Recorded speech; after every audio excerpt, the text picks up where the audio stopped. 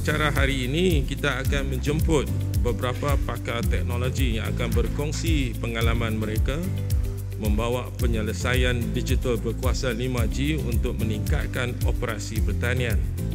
Tetapi sebelum itu, saya ingin berkongsi beberapa contoh bagaimana teknologi sudah pun mengubah nasib dan taraf ekonomi komuniti pertanian di seluruh dunia. Saya amat berpuas hati kerana dapat berhubung dengan komuniti Bentong hari ini dan dapat secara peribadi berkongsi misi dan visi Kementerian Digital untuk menjadikan Malaysia sebagai sebuah negara digital.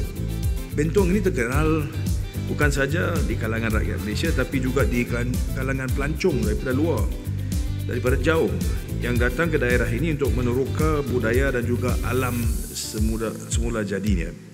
Bandar ini terkenal dengan pelbagai daya tarikannya, penduduk yang bersera, bangunan-bangunan lama, kedai-kedai pra-perang yang berusia lebih 120 tahun dan tempat-tempat pelancongan yang lain.